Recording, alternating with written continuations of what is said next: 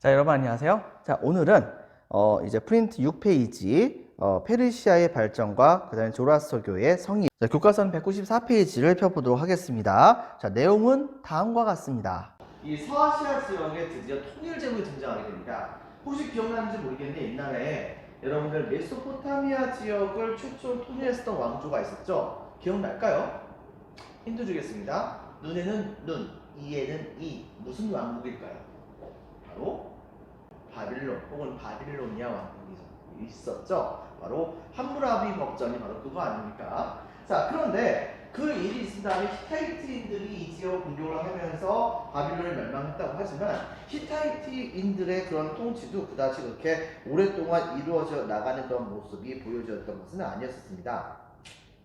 그 과정 중에서 이제 어떤 게 벌어졌냐면 원래 이쪽 근처에는 이제 예전에도 여러 번 배운 적이 있었지만은 헤브라이라고 해서 이제 이스라엘이라고 나중에 이스라엘이라고 불렸는 나라가 이쪽에 있었고요. 페니키아 같은 경우는 이쪽에 있었습니다. 자, 그리고 그 외에도 여러 가지 그런 나라들이 각각 지역에 모두 다 있었는데, 그런데 이 과정 중에서 당시에 아시리아라고 하는 그런 강력한 나라가 철제 무기를 앞세워서 이때 당시에 이 지역들을 전부 다 공격을 해가지고서 점령을 해버리는 모습을 보여주게 됩니다.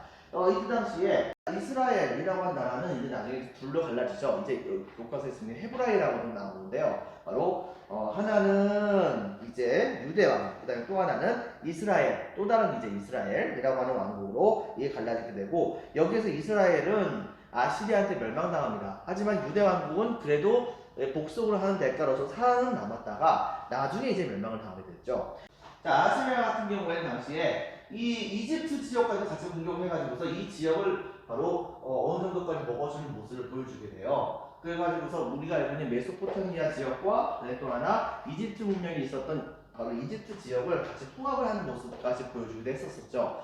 자, 이렇게 해가지고 최초로 서아시아 지역을 통일했다고 여겨지는 그런 이 아시리아. 근데 문제는 뭐냐? 이들은 자신들의 무력만큼 그만큼 상대방을 포용할 수 있는 능력은 없었었던 좀 안타까운 민족이었습니다. 즉 철제 무기를 앞장세워서 이때 당시에 서아시아 지역을 대략적으로 통치했었지만 이 통치 방식이 상대방을 인정하지 않은 아주 가혹한 형태의 통치를 시행했었어요. 그리고 이때 당시 백성들에게 함부로 세금 거는 것은 당연하고 이 민족에 대한 그런 탄압 엄청나게 심했었죠. 그리고 반발한 도시가 나중에 등장하게 된다고 한다면 그들은 바로 공포정치라고 하는 것이 어떤 것인지 그 끝을 보여주게 됩니다. 즉, 예를 들면 한 곳을 점령을 하잖아요. 점령을 해가지고서 바로 거기에서 이제 반란을 일으켰던 사람들이 있다고 한다면 그 사람들의 시체를 바로 성 바깥 쪽에다가 끄집어내가지고서 장대 같은 데 걸어버린 다음에 그 다음에 그 모습을 전부 다 이제 그 시체를 걸어놓고서 썩을 때까지 그냥 냅뒀다고 합니다. 그리고 그런 모습들을 많은 사람들이 지나가면서 보게 함으로써 바로 아시리아 제국에게 저항하면 이렇게 된다고 하는 것을 확실하게 깨닫게 되는 것이죠. 근데요, 문제가 있습니다. 바로 폭력은 결국은 폭력으로 망하죠. 무슨 말이냐? 여러분 그거 아는지 모르겠는데 폭력을 처음에 당할 땐 되게 무섭습니다. 그래가지고 벌벌 떨죠. 벌벌 떨고 있는데 시간이 흘러가면 흘러갈수록 무조건 모든 사람이 다 그렇다는 건 아니지만 이 폭력이 너무 익숙해지는 거예요. 폭력이 익숙해지면서 폭력을 이제 더 이상 폭력을 생각하지 않게 되면 폭력을 원래 가했었던 사람의 경우에는 상대방이 내 말 듣게 하기 위해서 더 심한 폭력을 가하죠. 근데 문제는 뭐냐? 폭력이 끝까지 취해져 봤자 그래봤자 죽음밖에 더 하겠습니까?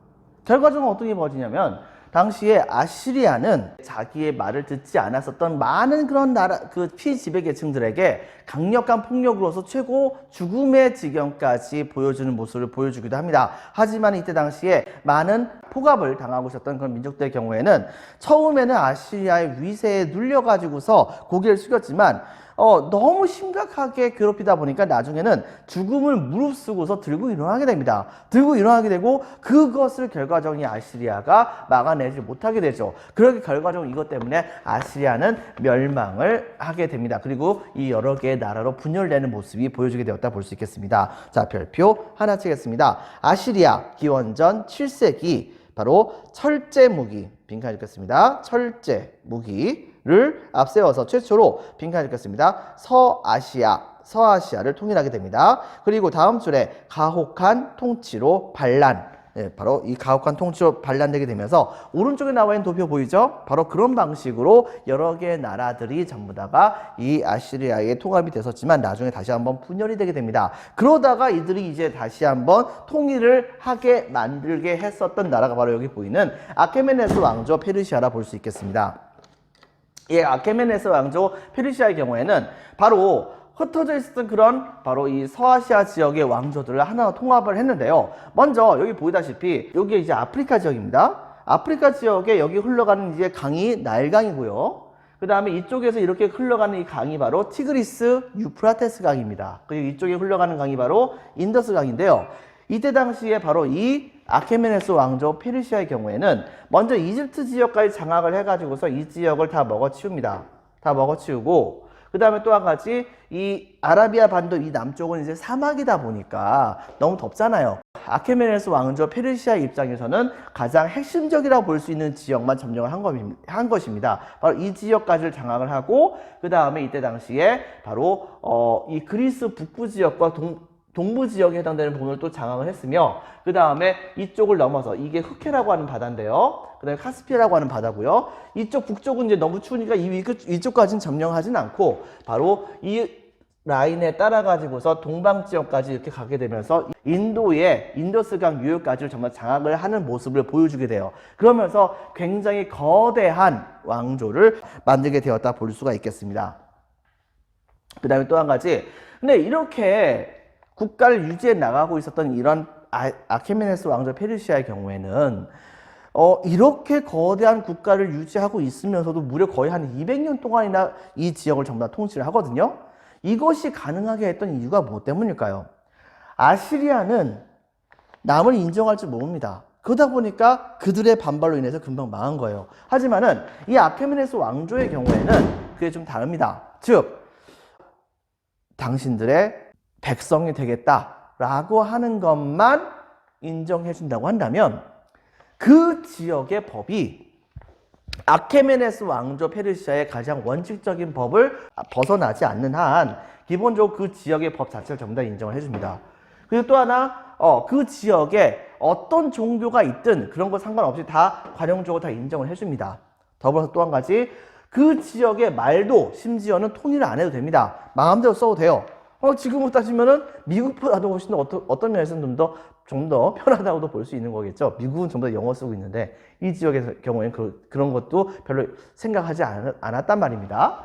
자, 그 다음에 그래서 그런 페르시아의 독특한 통치 정책을 일컬어서 우리는 관용 정책이라고 얘기를 합니다. 그리고 또 한 가지, 정작 이때 당시에 아케메네스 왕조 페르시아 왕실의 종교는 바로 조로아스터라고 하는 그런 예언자가 선지자가 만들었었던 조로아스터교라고 하는 그런 종교예요. 이것을 이제 불을 숭배하는 그런 종교라고 하는데, 어쨌든 이 종교를 믿으면서 그러면서 국가를 이제 시작을 했고요. 그리고 이 나라의 최고의 전성기는 바로 이 다리우스 1세 때가 되었다고 볼 수 있겠습니다. 이 다리우스 1세는 이렇게 넓은 지역 전역에다가 바로 총독을 파견해요. 그래가지고서 그 지역에 바로 이제 백성들을 나름대로 이제 제대로 통치해 나가는 모습을 보여주게 됩니다. 어느 정도 한 반 정도는 왕과 같은 지위가 있었던 그런 사람들이 바로 이 총독이라 볼 수 있었는데, 하지만 또 한 가지 지방에서 또 반란이 일어나거나 하는 것에 대해서 대비하기 위해서 바로 여기서 봤을 때 수사라고 하는 곳에서부터 시작을 해가지고서 사르디스라고 불리는 곳까지 바로 커다랗게 왕의 길이라고 하는 아주 잘 닦여진 그런 길을 이때 당시에 깔아놓게 됩니다. 이것은 이제 프린트 6페이지에 보면 거기에 왕의 길이 어떻게 있는지 우리가 찾아볼 수가 있습니다. 자, 그리고 이렇게 왕의 길을 건설하고 나서 이 왕의 길도 굉장히 좀 멀잖아요. 중간중간에 보다 보면은 이제 지방에 있었던 여러 가지 일 같은 것을 보고하기 위해서 이쪽에서부터 말 달리고 여기까지 가는데 시간 너무 많이 걸립니다. 하루 갖고 못 가요. 며칠 가야죠. 그러다 보니까 자연스럽게 여기서부터 여기까지 가는데 그 이제 지방의 소식을 알리는 그런 이제 관리가 달려가는데 가다가 해가 지면 잘 데가 없잖아요. 바로 그런 것을 막기 위해서 국가에서 공적으로 그런 여행자들이 제대로 먹고 자고 할 수 있는 역참이라고 불리는 일종의 숙소, 그 다음에 말을 이제 바꿔주는 보급처 같은 곳을 이때 당시에 만들어주게 됩니다. 바로 이 역참제를 통해 가지고서 지친 말을 바꿔 타서 이제 가게 만들고 하는 그런 시스템을 구축했다 볼 수 있는 것이겠죠. 역참을 설치하게 됩니다. 그리고 지방에다 파견했었던 그런 이 총족들이 나중에 가가지고서 반란을 일으킬 수도 있잖아요. 바로 그것을 방지하기 위해서 각 지역에다가는 감찰관을 파견했는데 그 감찰관의 명칭이 좀 독특합니다. 바로 왕의 귀 그리고 왕의 눈, 중요합니다. 즉 왕의 귀가 되고 왕의 눈이 돼서 바로 그 지역에서 어떤 반란이 일어나는지를 전부 다 파악을 하겠다라고 하는 이때 당시 페르시아 왕의 의지가 있었다 볼 수 있는 것이겠죠. 그 다음에 또 한 가지 각 지역에다가 여러 개의 군대를 주둔시켜 가지고서 바로 그 지역에서 일어나는 반란이라든가 이런 것에 대해서 제깍제깍 대처를 할 수 있는 그런 모습을 보여주게 되었다 볼 수 있겠습니다. 그리고 세금을 얻기 위해서라고 하는 건 측면도 있지만은 백성들이 물건을 가지고서 교류를 하거나 장사를 하거나 할 때에 훨씬 더 도움이 될 수 있도록 도량형을 통일하는 모습도 보여줬고요. 그리고 그들이 바로 중간 매개체로 사용할 수 있는 이때 당시에 화폐를 금이라든가 은으로 만들어 가지고서 그래서 이것을 널리 유통시키는 모습을 보여주게 됩니다. 그럼으로써 이때 당시에 그 사람들은 바로 이 금과 은을 가지고 금과 은 아주 작은 그런 크기긴 하겠지만 이걸 가지고서 장사를 하는 모습이 보여졌다고 우리가 찾아볼 수가 있는 것이겠죠. 그 다음에 또 한 가지 상업이 발달을 하게 됩니다. 자연스럽게 그렇게 하다 보니까. 그리고 맨 마지막에서는 잘 나갔던 이런 이 아케메네스 왕조. 근데 이제 맨 마지막에 너무 좀 욕심을 부렸어요. 즉, 몇 차례, 한 3차례인가 4차례 걸쳐가지고서 바로 이 그리스 지역, 이쪽이 이제 그리스 지역인데 이 그리스 지역을 침공을 하게 됩니다. 근데 이 침공에서 사실상 이 침공은 다 전부 다 실패로 끝납니다. 우리가 알고 있는 이제 예전에 만들어졌었던 영화 중에서 300이라고 하는 영화가 있었었는데요. 그 영화에서 나왔던 것처럼 이때 당시에 이 페르시아는 대규모의 군대를 동원해 가지고서 이때 당시에 바로 이 그리스 지역을 침공을 합니다. 하지만은 이 침공은 어떻게 하다 보니까 결과적으로는 그리스가 막아냈어요. 그리고 페르시아는 막대한 국력을 소모하는 모습을 보여줬죠. 바로 그때부터 본격적으로 페르시아의 국군이 조금씩 사그러들기 시작을 하게 됩니다. 근데 그 과정 중에서 자연스럽게 어떤 게 벌어졌냐면 이 그리스 지역에서는 처음에 이제 그 페르시아 영역 안에도 있었었던 마케도니아 왕국이라고 하는 건 나라가 당시에 남쪽에 있었던 그리스 국가들을 전부 다 제압을 하고 하나 통일한 다음에 바로 그 군대를 동원해 가지고서 페르시아를 공격을 하는 모습을 보여주게 됩니다. 그리고 이 전투에서 최종적으로 페르시아가 패배를 하게 되면서 페르시아 전체 이 모든 영역은 바로 이 알렉산드로스 왕이라고 하는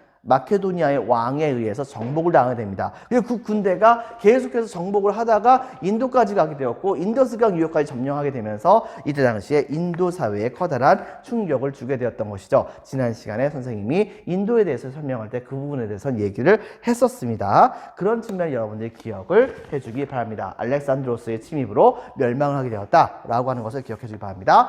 별표 2개 쳐주세요. 자, 아케메네스 왕조 페르시아, 제통일에선 동남 1번, 서아시아와 이집트에서부터 빈칸에 적혔습니다. 인더스강. 다음 줄에 대제국을 건설합니다. 동남 2번, 어쨌든 복종만 하면 동남 2번, 법과 종교 및 언어 같은 거 다 인정해줍니다. 이 정책을 무슨 정책이라고 하죠? 바로 관용 정책이라고 얘기를 합니다. 자, 동남이 3번. 자, 무슨 교를 믿었습니까?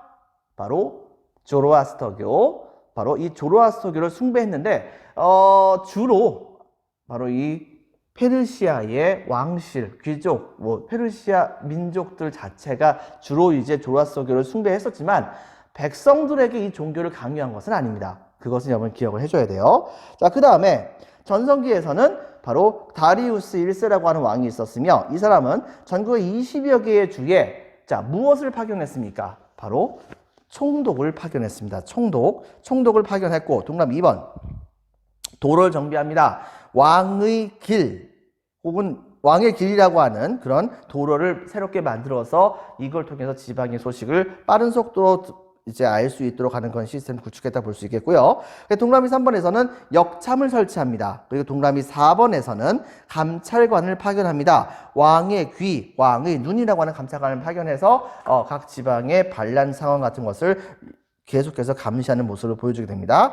자, 동그라미 5번에서는 각 지역에 군대를 주둔시킵니다. 동그라미 6번에서는 도량령을 통일하고, 동그라미 7번에서는 화폐를 발행합니다. 금과 은과 같은 것들을. 그 다음에 동그라미 8번에서는 그것 때문에 이제 상업도 발달하겠죠. 동그라미 9번에서는 그리고 해서는 안 되는 짓을 해버렸죠. 바로 그리스를 침공했었다라고 하는 것을 기억을 해주기 바랍니다. 결과적으로는 이 멸망은 기원전 약 4세기 이후에 바로 빈칸에 적혔습니다. 누구한테 멸망당했다고 했었죠? 바로 마케도니아의 왕, 바로 알렉산드로스에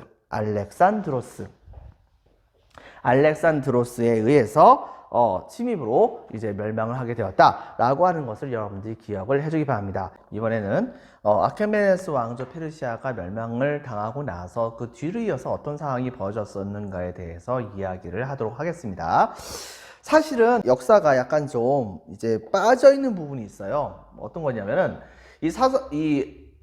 아케메네스 왕조 페르시아가 멸망을 하고 나서 이때 당시에 알렉산드로스는 바로 이 아케메네스 왕조 페르시아의 대부분의 지역을 전부 다 통치를 하게 됐었죠. 하지만 아케메네스 왕조 페르시아가 멸망하고 나서 그 지역을 차지했었던 이 알렉산드로스는 요절합니다.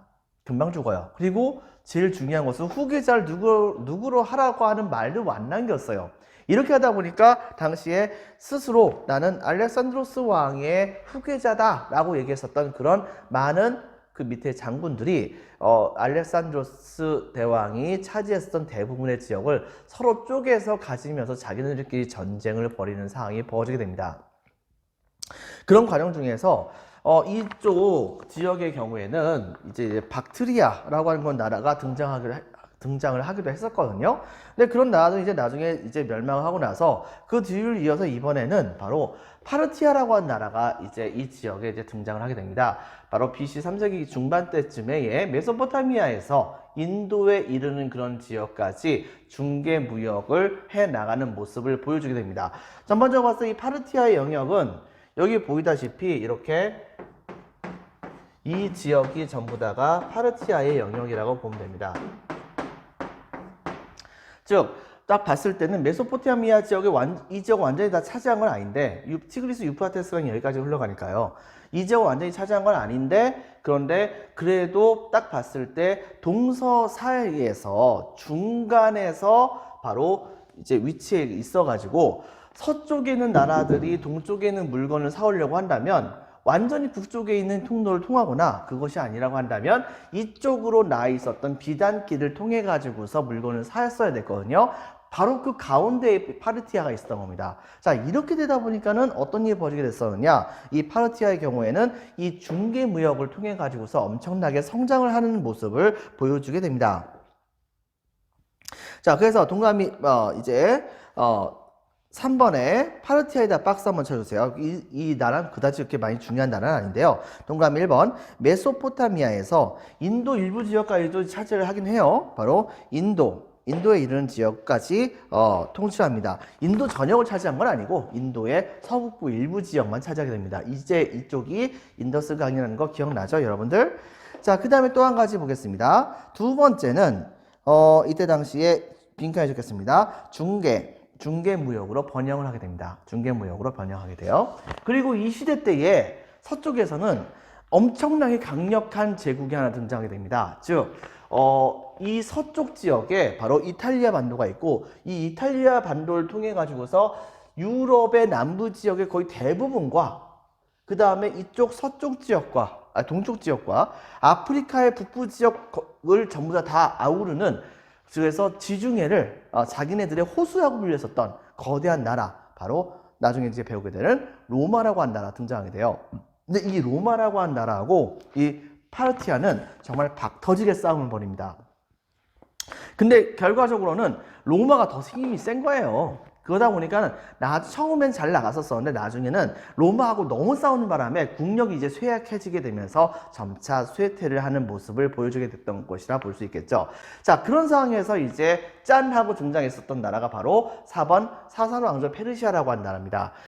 파르티아가 좀 오랫동안 있었었는데 근데 그 다음에 이제 3세기 초쯤에 사산 왕조 페르시아가 등장하면서 파르티아는 이제 역사 속에서 사라졌다 볼 수 있겠죠.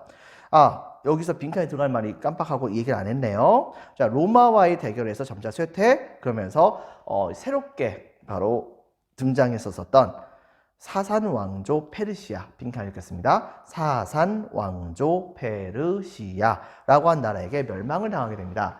자, 그리고 이 사산 왕조 페르시아는 3세기 초쯤에 등장합니다. 그리고 이때 당시에 지금 현재의 이란이라고 하는 건 지역, 이 지역과 메소포타미아 지역 전역을 다 통치했다고 볼 수가 있어요. 대략적으로 영역을 한번 따져볼까요? 자, 여기 나와 있는 걸로 한번 살펴본다고 한다면 아마도 자, 뭐 이런 지역,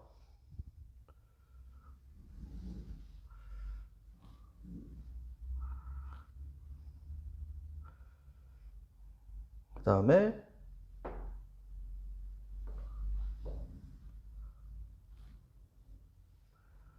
이런 지역, 그리고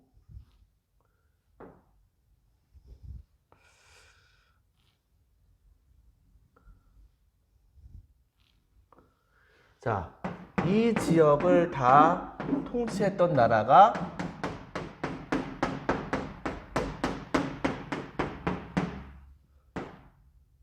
이건 아니구나. 자, 이 지역 전부 다를 통치했었던 나라가 바로 이제 사산 왕조 페르시아라고 볼 수 있습니다. 확실한 것은 바로 이 파르티아보다는 더 컸습니다. 이 나라는 이른바 내세웠던 기치가 있어요. 즉 옛날에 있었었던 아케메네스 왕조 페르시아를 바로 부흥하겠다는 명목으로 이때 당시에 이 나라가 등장했었던 겁니다. 그리고 그렇기 때문에 이름 자체를 페르시아라고 이름 졌던 것이죠. 다만 왕조 그 명칭 자체가 좀 달랐을 뿐. 그래서 사상 왕조 페르시아가 등장하게 되면서 이들은 이란에서부터 메소포타미아 지역에 해당하는 그런 지역까지를 장악을 합니다. 자, 서쪽으로는 로마, 그리고 로마의 뒤를 이어서 등장했었던 이른바 이제 다른 말로는 이제 동로마 제국이라고도 불렸었는데요. 바로 이 비잔틴 제국과 정 미친 듯이 싸움을 벌입니다. 그리고 동쪽으로는 아예 힘을 더 키워서 점령까지는 하지 않았지만 그때 당시에 바로 중개무역으로 엄청나게 성장했었죠. 저번 시간에 배웠었던 쿠시안 왕조를 공격을 해가지고서 완벽하게 멸망까지 시켜버리는 모습을 보여줘요. 그리고 그 지역에다가 일종의 그 괴뢰국 같은 것을 세워가지고서 그 지역을 통치하는 모습을 보여주기도 합니다.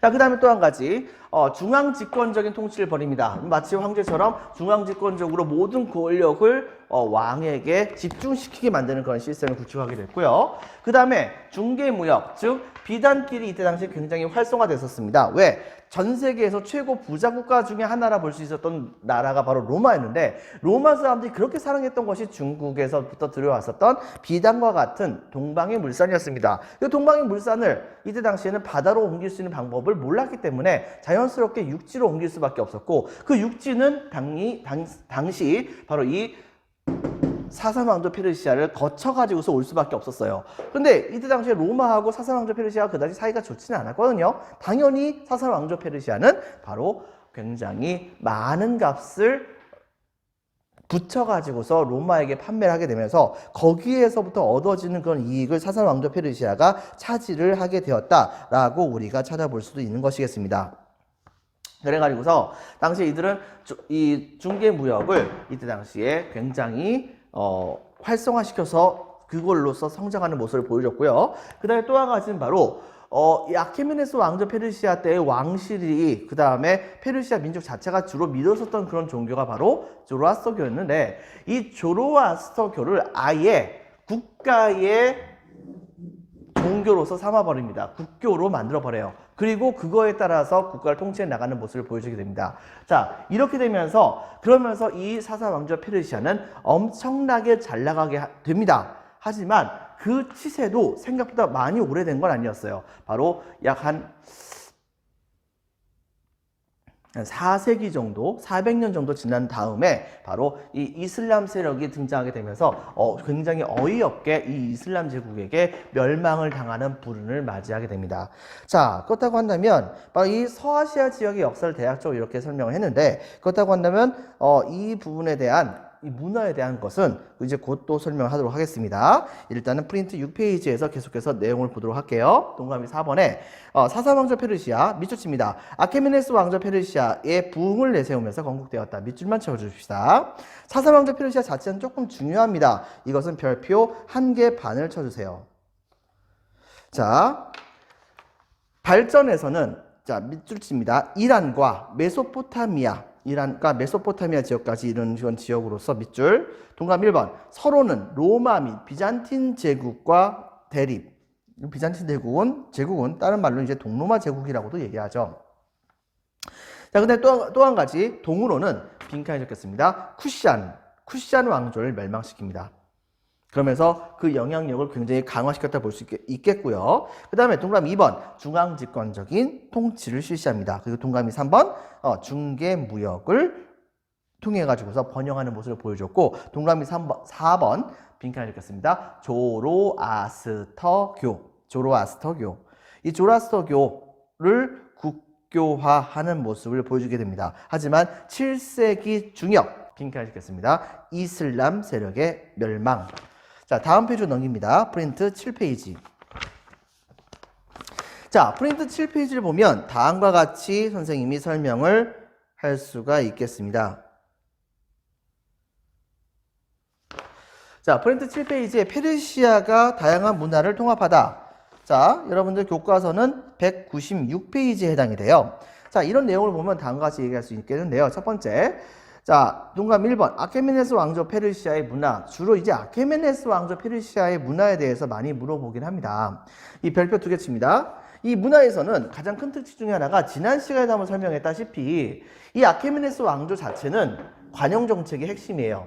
이 관영 정책을 이 핵심이 때문에 다른 여러 개 나라에서 바로 많은 그런 민족들이 페르시아의 통치를 받으면서도 그러면서 자기들의 문화를 지킬 수가 있었습니다. 그것은 뒤집어 얘기한다고 한다면 그들 문화가 한데 섞일 수 있는 장이 만들어진다고도 볼 수 있는 것이겠죠. 때문에 바로 많은 지역의 다양한 문화를 수용하면서 이 아케메네스 왕조 페르시아의 문화 자체가 굉장히 많이 발달하는 모습을 우리가 볼 수가 있겠습니다. 자, 그 다음 또 한 가지. 이들은 대표적으로 봤을 때 굳이 얘기한다고 한다면 수도가 2개예요. 행정수도라 볼 수 있었던 곳이 바로 수사라고 하는 곳입니다. 프린트 6페이지에 보면 거기에서 지도에 수사가 보일 거예요.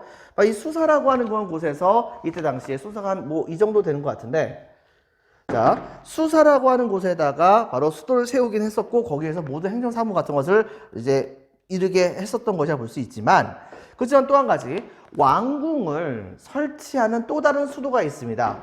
왕궁은 페르세폴리스라고 하는 또 다른 수도를 만들어가지고 거기에서 왕이 사는 모습을 보여주게 됐었던 것이에요. 자, 이런 측면을 여러분 같이 기억을 해주기 바랍니다. 역시 페르세폴리스가 어디 있는지 한번 여러분 찾아보세요. 대략적으로 봤을 때 페르세폴리스는 좀 더 뒤쪽에 있네요. 자, 그 다음에 또 한 가지 보겠습니다. 바로 동그라미 3번에서는 금속 공예가 발달하는 모습이 보여집니다. 여러 가지 금속 물품들, 뭐 여러분들 알다시피 금이라든가 은 같은 것을 바로 화폐로 만들어서 사용했다는 것은 그것을 어느 정도 다룰 줄 아는 것이 있었다고 우리가 찾아볼 수 있는 거 아니겠습니까? 자, 동그라미 3번 금속 공예가 발달하고, 동그라미 4번에서는 페르시아 문자를 이때 당시에 사용을 하게 됩니다. 동그라미 4번 페르시아 문자. 별표 2개. 아케메네스 왕조 페르시아의 문화에서는 별표 2개입니다. 동그라미 1번 관영정책, 이걸 통해서 다양한 문화 수용. 동그라미 2번 행정수도 수사 도시 이름입니다. 이외에 왕궁을 설치한 수도인 페르세폴리스, 이것이 있었다는 것. 동그라미 3번에서는 금속공예가 발달했다는 점. 동그라미 4번에서는 페르시아 문자가 사용됐던 점. 이 점을 여러분 같이 기억을 해주기 바라고요. 그 다음에 2번에 사산왕조 페르시아의 문화가 이때 당시에 발달하는 모습이 있었습니다. 사산왕조 페르시아의 경우에는 중개무역이 역시 좀 전에 선생님이 설명했다시피 발달합니다. 그리고 건축과 그 다음에 공예 같은 것이 되게 많이 발달했었는데요. 근데 제일 중요한 것 중에 하나는 이때 당시에 만들었었던 그런 공예는 각종 그릇이라든가 그 다음에 특히 유리를 잘 다룰 줄 알았어요. 그리고 그 유리를 잘 다룰 줄 알았기 때문에 여러 가지 유리병 같은 것이 많이 만들어지기도 했는데, 실제로 이때 당시에 그 유리병 중에 일부는 바로 이제 많은 지역에 수출이 돼 가지고서 심지어는 바로 우리나라 신라 시대 때에 만들어졌었던 무덤에서 바로 이 사사왕조 페르시아가 만들었었던 유리병이 발견이 될 정도였었으니까 이들의 유리 기술이 얼마나 많은 사람들에게 각광을 받았었는지 우리가 찾아볼 수가 있는 것이겠죠. 자, 그 다음에 또 한 가지 보겠습니다. 바로 이들의 경우에는 당연히 주변에 있는 여러 나라들에게 자기들의 문화를 전파했겠죠. 근데 그들의 가장 커다란 문화의 수혜자는 바로 어디냐면 완전히 무에서부터 시작했었던 그런 나라, 바로 이 이슬람이라고 하는 그런 이슬람의 여러 국가들에게 이 페르시아는 지대한 영향을 주게 됩니다. 지대한 영향을 주게 되면서 그들에게 페르시아의 문화를 전부 다 흡수를 시키는 모습이 있게 되었다라고 하는 것을 여러분들 같이 기억을 해주기 바랍니다. 그래서 동그라미 2번에 사사왕조 페르시아의 문화를 본다고 한다면 다음과 같이 이야기할 수가 있겠습니다. 동서교역로에 위치하여 동그라미 1번 중개무역 I입니다. I 중개무역, 동쪽과 서쪽을 서로 중개를 해가지고서 그 사이에서 무역의 이익을 얻었던 것이죠. 자, 동그라미 2번 건축 및 공예가 이때 당시에 발달하게 됩니다. 은그릇과 유리그릇이 제작이 되었습니다. 그 다음에 동그라미 3번 주변 나라와 특히 이슬람 문화에 영향을 주게 됩니다. 자, 그 다음에 이제 마지막으로 조로아스터교의 확산에 대해서 이야기를 좀 하겠습니다. 이 조로아스터교라고 하는 것은, 자, 보면요. 자, 이 조로아스터교라고 하는 것은 아케메네스 왕조 페르시아 때에 조로아스터라고 하는 선지자가 이 종교를 처음으로 창시를 했었어요. 이 사람은 이때 당시에 아케메네스 왕조가 이 종교를 숭배를 하게 됐었는데, 이걸 숭배했던 가장 큰 이유 중에 하나가 이 조로아스터교를 통해 가지고서 이제 그 뭐라고 할까, 모든 사람들의 그런 생각을 하나로 통일하게 된다고 한다면, 그리고 또 한 가지, 아케메네스 왕조 페르시아의 왕이 바로 이제 그 조로아스터교를 전파하는 그런 사람으로서 신에게 인정받는다라고 하는 식으로 백성들이 생각하게 된다고 한다면, 그리고 그 나라의 백성들이 전부 다가 조로아스터교를 믿는다고 한다면 당연히 왕권이 강화되는 건 당연한 거 아니겠습니까? 자, 이렇기 때문에 이때 당시에 바로 이러한 생각으로 조로아스터교를 수용을 했었던 것 같아요. 자, 그렇게 했는데 이제 얼마 후에 이제 망했죠. 망하고 나서 좀 한참 동안 있다가 나중에 사사왕조가 등장했을 때는 찬란했었던 페르시아의 문화를 다시 한번 되살린다는 의미 아래 사사왕조 페르시아는 이때 당시 아예 이 조로아스터교 자체를 국가의 종교로 삼아버립니다. 국교화를 만들게 되면서 이 조로아스터교가 엄청난 발전을 이뤘다 볼 수 있겠죠. 그럼 조로아스터교의 내용을 보면 다음과 같은 그런 특징이 있어요. 즉, 선의 신이라고 볼 수 있었던 그런 신의 이름은 바로 아후라 마즈다라고 하는 그런 신이라고 합니다. 빛의 신이라 볼 수 있겠죠. 그리고 세상은 이 빛의 신과 그 다음에 악의 신이 있었던 것입니다. 결과적으로는 여기를 통해서 우리가 찾아볼 수 있는 것은 바로 빛의 신은 주로 선을 권장하고 악의 신은 이제 악을 권장한다 볼 수 있는데, 바로 이 세상이 바로 빛의 신과 그 다음에 악의 신의 싸움에 해당하는 그런 전쟁터라고 보통 생각하는 그런 경향이 있는 것입니다. 자, 거기에다가 이때 당시에 이들의 경우에는 굉장히 독특하게도 바로 이 불을 이제 숭배하는 그런 측면이 있었어요. 그래서 이것을 다른 말로 이제 뭐라고도 부르냐면, 이제 이 종교가 실제로 중국 쪽에다가도 전파가 되기도 했었어요. 그래서 중국에선 이 조로아스터교를 다른 말로는 배화교, 즉 불에다가 절을 하는 종교다라고 하는 그런 의미가 있는데요. 바로 이 조로아스터교를 이때 당시에 믿고 있었던 건 측면이 있었고, 그 다음에 여기 되게 독특하게도 바로 구세주라고 하는, 이제 선생님이 조로아스터교를 다 아는 건 아니기 때문에, 그렇기 때문에 이거에 대해서 구체적으로 얘기할 수는 없지만 이 안에는 구세주라고 하는 개념이 있대요. 그러니까 이 세상에 있는 모든 사람들을 한꺼번에 구원해주는 누군가가 등장한다는 얘기죠. 거기다 플러스, 그리고 이 종교 안에는 바로 천국이라고 하는 개념과 그 다음에 지옥이라는 개념이 같이 있어가지고서 착한 일을 많이 하면 천국에 가고 나쁜 일을 많이 하면 지옥에 간다, 뭐 이런 식의 개념이 있는 겁니다. 거기다 심지어는 바로 최후에 가가지고서는 바로 선의 신과 악의 신의 전쟁에서 선의 신이 승리하면서 그때까지 죄를 저질렀던 악의 신을 따르던 사람들은 전부 다 벌을 받는다, 뭐 이런 식의 바로 최후의 심판의 개념이 등장이 됩니다. 근데 제일 중요한 것은 인간은 선을 따라야 되는 것이 맞긴 하지만 인간은 선을 선택을 할 것인지 악을 선택할 것인지는 바로 인간 마음대로 할 수 있는 것이다 라고 하는 인간의 자유선택의 의지를 인정해 주는 그런 측면이 있었습니다. 여러분 생각해 보세요. 뭐하고 되게 비슷한 거 같지 않아요? 바로 지금 현재 있는 그리스도교. 이 그리스도교 안에서는 천주교나 기독교를 포함합니다. 그리고 이 그리스도교의 선조에 해당하는 그런 종교가 바로 유대교였었어요. 근데 그 유대교의 시스템도 그리스도교와 거의 비슷한 거기 때문에 실제로 이 조라스교가 유대교보다 좀 더 오래됐다고도 우리는 찾아볼 수가 있습니다. 때문에 아마도 유대교의 여러 가지 우리가 알고 있는 그런 개념, 교리 이런 것들은 바로 이 조라스교의 개념을 많이 따와가지고서 나타난 것이 아니겠는가라고 하는 우리가 추측을 좀 해볼 수가 있습니다. 제일 중요한 것은 바로 그 유대교와 크리스교에 또 영향을 받아가지고서 등장했던 그런 종교는 글쎄요, 여러분 믿을지 모르겠지만 바로 이슬람교거든요.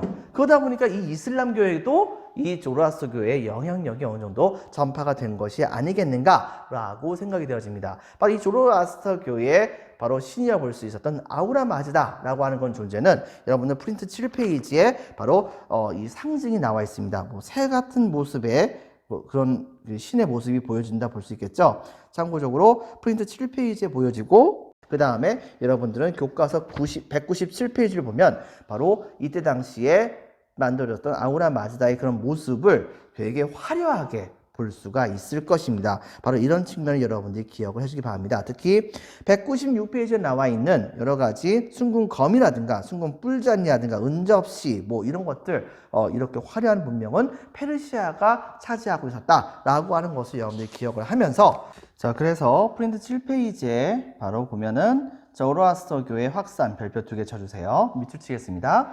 자 먼저 아케메네스 왕조 페르시아 때 예언자 조로아스터가 창시 밑줄 동그라미 1번 아케메네스 왕조 때 이를 이용해서 무엇을 강화하는 걸 추구했다고요?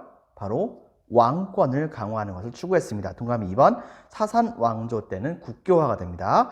자 제일 중요한 특징 중에 하나입니다. 별표 2개 바로 특징은 동그라미 1번 아우라 마즈다 즉 조로아스터교의 최고신을 아우라 마즈다라고 하죠. 자, 동그라미 2번 불을 신성시했다고 합니다. 그렇기 때문에 중국에서는 이 종교를 일컬어서 바로 불에다가 절하는 종교라고 했었죠. 바로 배화교라고 얘기를 하고요. 동그라미 3번은 바로 선악의 대립의 개념이 있었고 동그라미 4번엔 구세주의 등장이 있습니다. 그 다음에 동그라미 5번에는 천국과 지옥의 개념과 동그라미 6번에 최후의 심판의 개념 그리고 동그라미 7번 인간의 선택 의지를 존중해준다 라고 하는 그런 측면이 있다는 것을 여러분이 기억을 해주기 바랍니다. 이런 것들은 대체로 봤을 때 그 이후에 등장했다 보여지는 유대교라든가 그 다음에 크리스트교 그 다음에 이슬람교 등의 영향을 줬다고 우리는 현재 그 역사에서는 바라보고 있긴 합니다.